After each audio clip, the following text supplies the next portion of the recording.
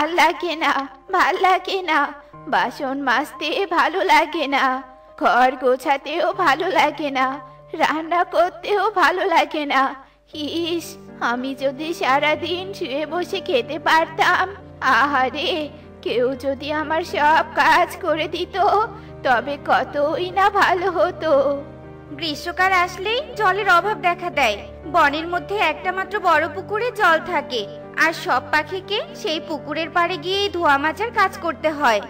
দিন দিন এত কাজ বেড়ে যাচ্ছে, আমার বাসার পাশে যদি একটা নলকূপ থাকতো খুব স্বস্তি পেতাম।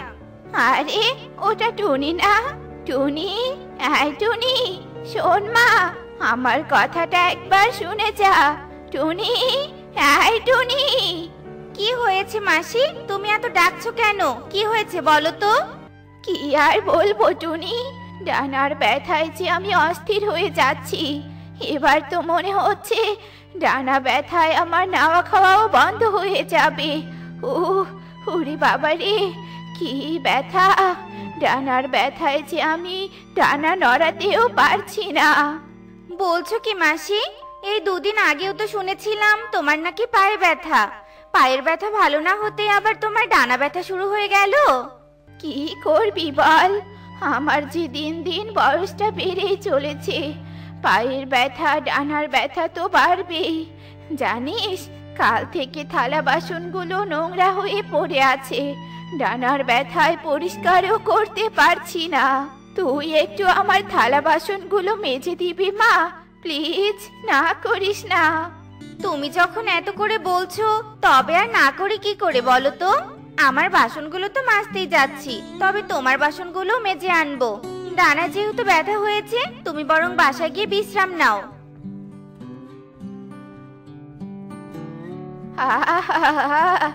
अभी तो मजा आ गया। উফ, ময়লা বাসনগুলো নিয়ে খুব চিন্তায় ছিলাম। ডানা ব্যথার নাটক করে টুনির ঘাড়ে চাপিয়ে দিলাম। এবার টুনি বাসন মাজুক আর আমি বাসায় গিয়ে ঘুমাই। হা হা হা। খুশিতে আত্মহারা হয়ে মিনু বাসায় চলে যায় আর আরাম করে বিছানায় শুয়ে ঘুমিয়ে পড়ে।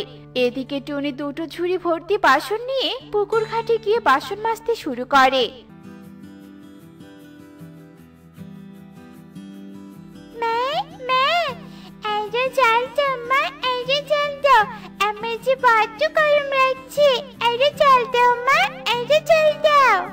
আরে বাপু, আমি তো জল দিচ্ছি। নে, তোর মাথায় তুই নিজেই জল দে, তবুও পুকুরে নামতে পারবি না।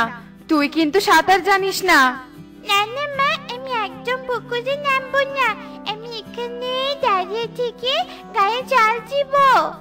বাবা পারুল, তুই তো খুবই বাধ্যমে হয়ে গিয়েছিস। মা যা বলছে তুই সেটাই শুনছিস। সে আর বলিস না টুনি, তোর মনে হচ্ছে বাধ্য, কিন্তু দুষ্টুমি করার সময় ঠিকই দুষ্টুমি করে। তবে তুই আবার এতগুলো বাসন নিয়ে পুকুর ঘাটে কেন? এগুলো কি সবই তোর বাসন? না না দিদি, সবগুলো বাসন আমার নয়। এখানে মিনু মাসিরও বাসন আছে। মিনু মাসির ডানায় ব্যথা হয়েছে তো, তাই আমি মিনু মাসির বাসনগুলো মাজতে এলাম। এভাবে গল্প করতে করতে টুনি বাসন মাজছিল আর সুখী পায়রা পারুলকে গোসল করিয়ে দিতে থাকে। উফ, নষ্ট হয়ে গেল রে, নষ্ট হয়ে গেল। আমার সুন্দর পালকগুলো আগুনের তাপে সব নষ্ট হয়ে গেল। না, কাজকর্ম করে রান্না বান্না করে খাওয়া আমার দ্বারা কোনোভাবেই সম্ভব না। ইস, কেউ যদি আমাকে বসিয়ে বসিয়ে খাওয়াতো তবে কতই না ভালো হতো। নে মা, তাড়াতাড়ি বেরিয়ে পড়। আলসেমি করে ঘুমিয়ে ঘুমিয়ে বড্ড দেরি করে ফেলেছিস। যা যা, তাড়াতাড়ি বেরিয়ে পড়। যাচ্ছি মা, যাচ্ছি। এমন ভাবে তুমি আমাকে তাড়িয়ে দিচ্ছ, মনে হচ্ছে স্কুলে যাচ্ছি না, বরং চিরকালের মতো বাসা থেকে বের হয়ে যাচ্ছি। হয়েছে হয়েছে, থাক, এত পাকনামি করতে হবে না। যা তো, জলদি স্কুলে যা, আর সাবধানে থাকবি কেমন?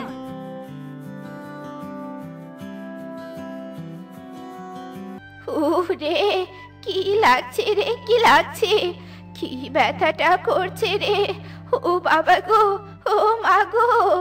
কি ব্যাপার মাসি, কি হয়েছে তোমার? তুমি কাঁদছো কেন?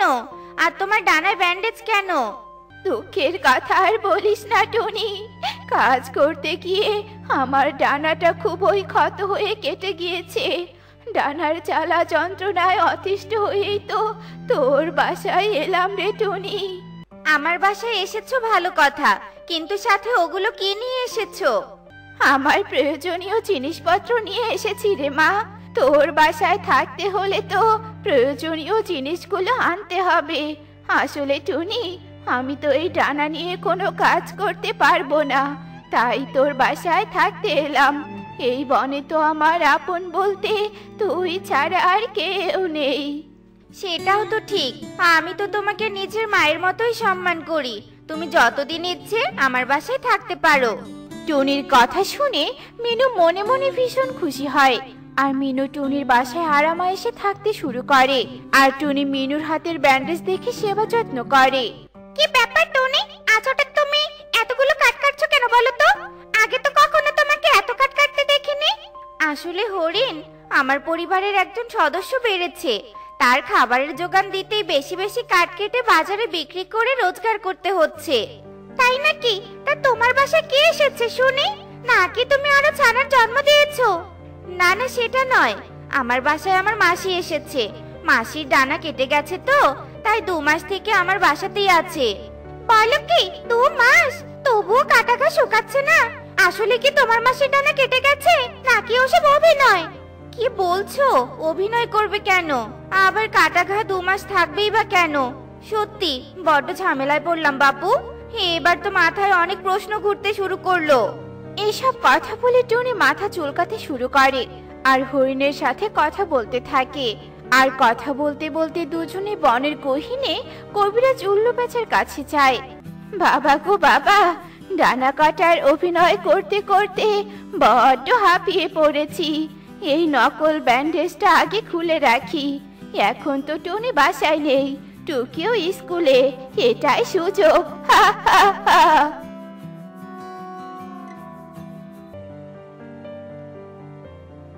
মাসি, ও মাসি। মাসি তবে সত্যি আমাকে মিথ্যে কথা বলেছিল? তবে কবিরাজের দেয়া এই লাল পেঁপেটা খাওয়ালে মাসির নাটক শেষ হবে। মাসি, ও মাসি, কোথায় গেলে মাসি? ইয়ে মানে টুনি, তুই এখন এ সময়ে? তুই না কাট কাটতে গিয়েছিলি, এত তাড়াতাড়ি ফিরে এলি যে? তুমি অস্বস্তিতে পড়েছো নাকি? আসলে কবিরাজ বাবার কাছে গিয়েছিলাম তোমার ক্ষত ভালো হওয়ার জন্য, লাল পেঁপে আনার জন্য। এই পেঁপেটা খাও মাসি, তোমার ক্ষত তাড়াতাড়ি ভালো হয়ে যাবে। নাও নাও মাসি, তাড়াতাড়ি খাও। বলছিস আসলেই ভালো হবে নাকি? না মানে এই পেঁপে কি খেতেই হবে? খেতে হবে বলছো কি মাসি? তুমি এক্ষুনি খাবে, খেতেই হবে।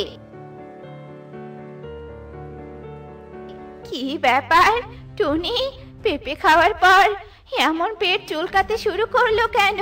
ওরে বাবারে বাবা, এখন তো দেখছি গা চুলকাতে শুরু করলো। ওরে বাবারে, ওরে মারে। গা তো চুলকাবেই মাসি, কারণ তুমি মিথ্যে অভিনয় করেছো।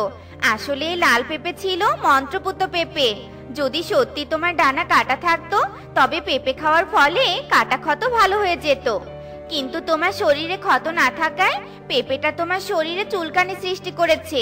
এবার তুমি মিথ্যে বলার শাস্তি হিসেবে চুলকানি সহ্য করো। টুনি হাসতে থাকে আর মিনু চুলকানির জ্বালায় অতিষ্ঠ হয়ে পড়ে। টুকি, আমাকে ঝুড়িটা দে তো, আমি জাম খুঁজতে যাব। হ্যাঁ মা, দিচ্ছি, দাঁড়াও। আমি যাচ্ছি, তুই কিন্তু বাড়িতে সাবধানে থাকবি। আর হ্যাঁ, খেলতে গেলে কারোর সাথে মারামারি করবি না, কেমন? আচ্ছা ঠিক আছে মা, তবে তুমি তাড়াতাড়ি ফিরে এসো কিন্তু। আচ্ছা ঠিক আছে রে মা, আমি চললাম। এই বলেই টুনি জাম খোঁজার উদ্দেশ্যে গভীর জঙ্গলের দিকে উঠতে থাকে। হায় হায়, এই জাম গাছের তো সব জাম শেষ। আমি আরো ভেবেছিলাম এই জাম গাছে জাম আছে। যাই বাবা, সামনের জাম গাছগুলোর দিকে যাই। এই গাছে তো অল্প জাম, এই জামগুলো পেড়ে দেখি কতটুকু হয়। এই যা, এই গাছের জাম দিয়ে তো ঝুড়িই ভরলো না। এখন আবার আমাকে আরেকটা জামের গাছ খুঁজতে হবে। মা, এত দেরি করলে কেন তুমি? তুমি না তাড়াতাড়ি আসবে বলেছিলে। মারে, জাম খুঁজতে আজ অনেক সময় লেগেছে, তাই তো তাড়াতাড়ি আসতে পারিনি। এখন আর দেরি নয়, চল মা, জলদি বাজারে যাই জাম বিক্রি করতে। দাঁড়া মা, আমি ঘরে দরজাটা লাগিয়ে দিয়ে আসি। দরজা লাগিয়েছি মা, এবার চলো। ওরা মা মেয়ে ঝুড়ি ভর্তি জাম নিয়ে বাজারে চলে আসে আর বিক্রি করতে থাকে। জাম নিবে জাম, কালো জাম, মিষ্টি মিষ্টি টাটকা টাটকা জাম। যারা যারা জাম কিনতে চাও জলদি করে চলে এসো। এই কালো জাম নিয়ে যাও জাম। এই টুনি, কালো জামের কেজি কত করে রে? বেশি না দাদা, মাত্র 50 টাকা কেজি। এই কালো জাম খেতে মিষ্টি হবে তো? হ্যাঁ দিদি, অনেক মিষ্টি। টুনি, আমাকে 1 কেজি দে। দিচ্ছি দাদা, একটু অপেক্ষা করো। টুনি কবুতর আর টিয়েকে জাম দেয়। টিয়ে কবুতর টাকা দিয়ে সেখান থেকে চলে যায়। এভাবেই টুনি সব জাম বিক্রি করে ফেলে। সব জাম বিক্রি শেষ। চল রে মা, চল, চাল ডাল আর সবজি কিনে বাড়িতে ফিরবো। এভাবেই বেশ কিছুদিন কেটে যায়। একদিন বড্ড পিপাসা পেয়েছে, পিপাসায় গলাটা শুকিয়ে যাচ্ছে। আশেপাশে কেউ নেই, যাই এই সুযোগে একটু পাশের পুকুর থেকে পানি খেয়ে আসি। আরে, এ আমি কি দেখছি? টুনি মাসি নেই, অথচ তার জামের ঝুড়ি পড়ে আছে। এ তো মেঘনা চাইতেই জল পাওয়ার মতো। আজ আমি বিনা পয়সায় টুনি মাসির ঝুড়ির জাম চুরি করে খাবো। এই বলেই কনক ঝুড়ির কাছে চলে আসে আর ঝুড়ি থেকে জাম নিয়ে খেতে থাকে। সেই স্বাদ, এত স্বাদ খেয়ে। বাবা কনক, এভাবে না বলে অন্যের জিনিস খাওয়া ভালো নয়। এগুলো অন্যায়, বুঝেছো? আর কখনো এমন করবে না। আমি 100 বার এমন করব, তাতে তোমার কি? আমাকে এত জ্ঞান দিতে হবে না, বুঝেছো গরিব পাখি? তোমার তো সাহস অনেক বেশি। ছোট্ট পাখি হয়ে আমাকে অপমান করছো। দিব একটা লাগিয়ে কিন্তু। তুমি আমাকে মারতে চাচ্ছ? আমি এক্ষুনি গিয়ে তোমার নামে বাবা মায়ের কাছে বিচার দিব।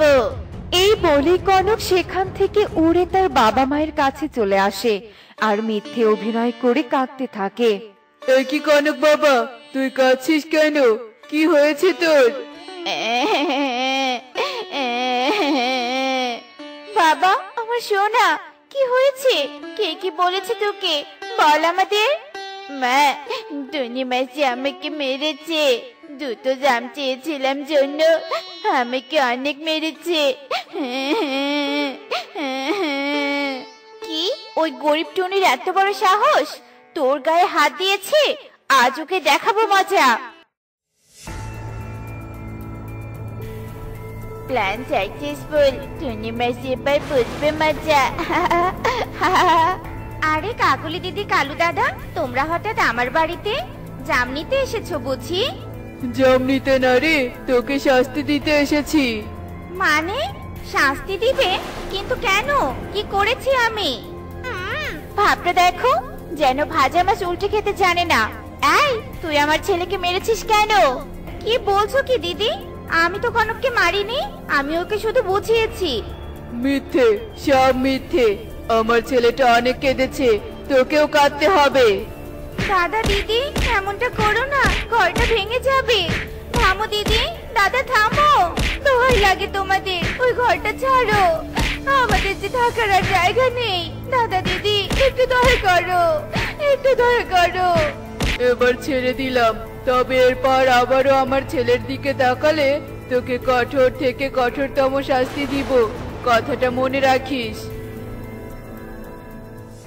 মা, মা, আমাদের ঘরের ছাদ আর দেয়াল তো ফুটো হয়ে গেছে। বৃষ্টি আসলে ঘরের ভিতর পানি প্রবেশ করবে। এবার কি করবে মা?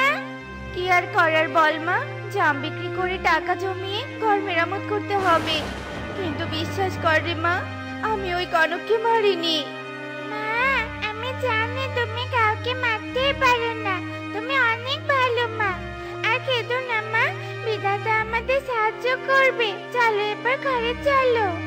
এরপর টুকি টুনিকে নিয়ে ঘরে চলে আসে। এভাবেই বেশ কিছুদিন কেটে যায়। একদিন কনক উঠতে উঠতে বনের গভীরে চলে আসে। টুনি মাসি রোজ বনের গভীর থেকে জাম খুঁজে নিয়ে আসে। আজ আমি টুনি মাসির আগে এসেছি। আমি সব জাম নিয়ে যাব, আর টুনি মাসি এসে একটা জামও পাবে না। আর তারপর টুনি মাসির ব্যবসায় লাল বাতি জ্বলবে। এই বলেই কনক এদিক ওদিক উঠতে থাকে। হঠাৎই ওর চোখ যায় গাছের গোড়ায় পড়ে থাকা কিছু ফল আর শস্য দানার দিকে। ওই তো ফল আর শস্যদানা দেখা যাচ্ছে, মনে হয় কোনো পাখি দেখেছে। যাই, ওগুলো নিয়ে আসি। কনক ফল আর শস্যদানার কাছে আসে। ঠিক তখনই ওর ওপর শিকারীর জাল পড়ে, আরো বন্দী হয়ে যায়। একে কি আমি কি করে বন্দী হয়ে গেলাম? তার মানে এসব শিকারির ভাত ছিল। হায় হায় রে, এবার আমার কি হবে? মা বাবা, আমাকে বাঁচাও। একটা গাছের আড়াল থেকে শিকারী বেরিয়ে আসে। ছাড়ো আমাকে, ছাড়ো, ছাড়ো আমাকে। চুপ কর কাকের ছানা, তোকে আমি ছাড়ার জন্য ধরিনি। আজ তোকে আমি বিক্রি করে দিব, আর আমার মহাজন তোকে দিয়ে বিরিয়ানি রান্না করবে। বাঁচাও, আমাকে বাঁচাও, শিকারির হাত থেকে বাঁচাও।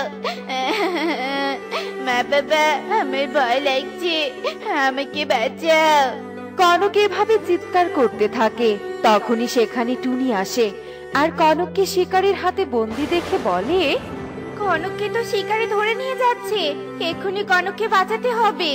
টুনি এদিক ওদিক তাকিয়ে গাছ থেকে একটা মোটা ডাল ভেঙে শিকারীর মাথায় আঘাত করে। শিকারী আর্তনাদ করে সাথে সাথে অজ্ঞান হয়ে যায়। টুনি মাসি, তুমি অনেক ভালো, আমাকে বাঁচানোর জন্য তোমাকে অনেক ধন্যবাদ। এখন এসব বলার সময় নয় বাবা, জলদি চলো, আগে এখান থেকে পালাই। টুনি কনককে সেখান থেকে নিরাপদ স্থানে নিয়ে যায়। তখনই ওদের সামনে কালু ও কাকুলি চলে আসে। টুনিকে কনকের সাথে দেখে ওরা ভীষণ রেগে যায়।